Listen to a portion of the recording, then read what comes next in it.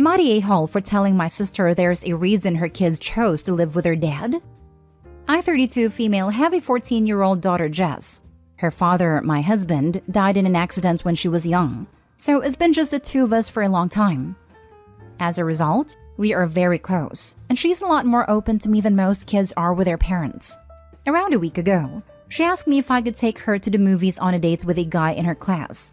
I know the guy distantly because they've done some extracurriculars together, and I was thrilled he was my daughter's first boyfriend. I took them a few days ago and they ended up hanging at our house for a bit afterwards. He was extremely polite, and maybe it's just the mom inside me, but I couldn't be happier for her. I went to my older sister's house for a coffee earlier this morning. For backstory, my sister has two teenagers, 16 and 17, who live almost full-time with their dad. They had a very messy divorce around 3 years ago, and both kids choose to live with their dad. The reason for this was because my sister was extremely overbearing on them. She was the kind of mom who believed kids should have no privacy, and she should run their lives until they were adults. I know she had many arguments with them because she would take away their doors, not let them hang out with friends, search through their phones every night, etc. This was the primary reason for her divorce, although she won't admit that. While I love her, as someone who grew up with little privacy, I fully understand why her kids don't want to live with her. My daughter came up in conversation and so brought up her first date. When I explained how it went, my sister laughed and told me that I must be joking.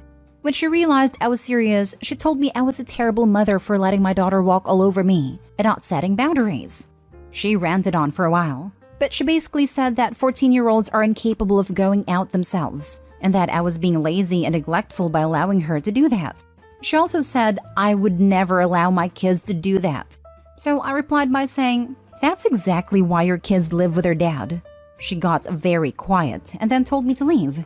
When I got home, I started thinking more about what I said, and while at the time I thought I was simply telling her what she needed to hear, now I'm wondering if I crossed the line. Now for the top comments. Not a hole. A hit dog hollers. She was only upset by what you said because deep down she knows is the truth and doesn't want to admit it to herself or anyone else. And she had no problem telling Opie what a bad mom she is. Go figure. All the worst people can dish it out but can't take anything. They just crumble under the weight of their own BS. Amen. Opie's sister could have had a better relationship with her kids if she had eased up. And honestly, probably still could if she would make amends. Instead, she's making herself the victim while judging others for actually trying to care about their kids and have a more open relationship. Not a hole. Your sister thinks holding boundaries is the same thing as making demands, and she'll eventually learn that her children aren't accessories to treat as she wishes without consequence. This right here. Opie's sister emulated their parents, I'm assuming, and thought, it worked fine for me, so it should work for my kids too. But she's too stubborn to admit that was the key reason for the divorce. While it was a low blow, I say Opie wasn't the a-hole for saying it. Sis needs a reality check. Was it a low blow though? The sister had been crapping in Opie's parenting for a while. Also, why would you want to control the lives of your children instead of guiding them to adulthood? Learning about responsibilities and staying safe? I never understood those controlling parents you see so often on the sub. Next story.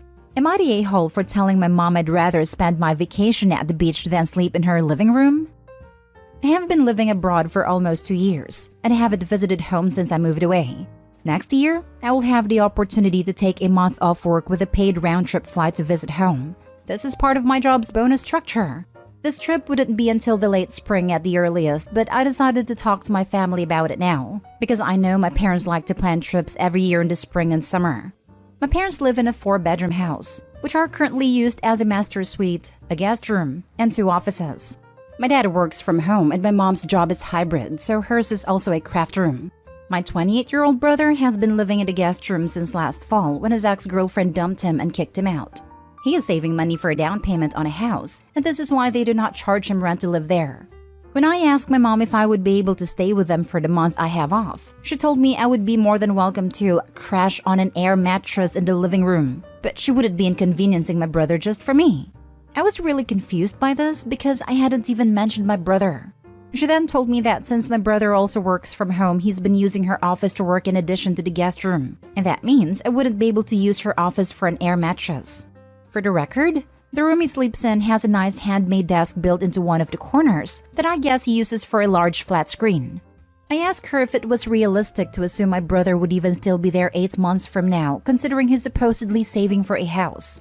She said he doesn't currently make enough to afford a house in their town. It isn't willing to consider a neighboring town, which is what my other 2 siblings did when they bought their houses. So he's living there indefinitely. I was annoyed. My brother is the youngest, and she has a history of prioritizing whatever he wants over the needs and desires of her other 3 children. And I told her I wouldn't be sleeping on the floor of an open room for a month. I said if I wasn't going to be paying for an Airbnb, I'd rather go to the beach. She was offended that I'd go somewhere else and told me they'd all really like to see me. I told her if she really wanted to see me, she'd put a little more effort into making sure I was comfortable while I was there. The call ended poorly. This was a few weeks ago and I haven't responded. When I explained what happened to my older brother, he agreed that mom is being a bit unreasonable, but my sister told me I was acting entitled, and I should be grateful they'd let me stay at all. So I told my sister I'm just going to rent an Airbnb at the beach and they can come see me if they want. Am I the a-hole for refusing to stay with them if I have to sleep on the living room floor? Not the a-hole. It's not like you are going for a week. You're going for a month, and it's insane to be upset that you're not willing to crash in the living room with zero privacy. Seriously, she has no problem making Opie sleep on an air mattress on the living room floor for an entire month, but mommy won't tell her son to work in his own room while she's there so she can sleep in the office? Not the a-hole. Who the heck wants to sleep on an air mattress for a month and in the living room? Your mom is being very unreasonable and unduly playing favorites. Go to the beach. I'd rather go to the beach anyway. And when they come visit her, they can bring the air mattress and sleep in her living room. Not the a-hole. Your mom is the real villain here. As families morph over time, bedrooms change, etc., as you see. Your parents are no longer keeping room for everyone. It is not unreasonable for them to have allowed your brother to live there for the time being. Where she really goes off the rails is how she handles this. She should have simply said that she feels bad because the house is only set up for 1 guest at a time, and they are currently supporting the brother for the reasons given. Presumably the 2 of you can't share the guest room somehow. If it were me, I would have taken great pains to make you feel welcome and loved, even while explaining the challenges. She doesn't seem to have even tried. You unfortunately showed your frustration with a biting response. You're not the a-hole, but if you could have kept calm and understood the dilemma beforehand, it would have gone better. If I were your parents, I probably would have offered to help pay for a B&B just because I felt bad that you couldn't stay with us. Hope you can work out a relationship going forward. I didn't mention this in the post because I didn't think it was relevant, but since moving out, I have noticed that they treated my moving out differently from my other siblings. They retained all of their rooms for a few months before making changes after they moved out, but they started repainting my room an hour after they got back from dropping me off the airport. I lived with them as an adult to save money and take grad classes, and they charged me rent and utilities that they don't charge my brother. I think this whole situation has just hammered in that my mom doesn't value me the same way she values my other siblings. It's been weeks, and she hasn't even noticed I haven't been in contact. I usually call at least once a week. Next story is titled, Am I the a-hole for telling my son that being a nerd doesn't mean that he's superior to anyone, especially his little sister? I have 2 kids, Jake and Jamie. Jake is 16 male and big into the media I like is my entire personality. And I'm better than you because I like those things. It has grown up to be very judgmental, cold, and mean. We honestly do not know how this happened, but his nasty attitude comes out the most at his little sister. Jamie is 14 female and is a very bubbly, friendly girl. She makes friends with everyone everywhere she goes, and she's also kind of a mini trendsetter for her school. She started selling homemade scrunchies at school and it took off. Jake makes fun of her all the time for being vapid, girly, etc. So my husband talked to him about misogyny because we were both shocked on where that came from. We thought the issue was handled and he started to be nicer to Jamie.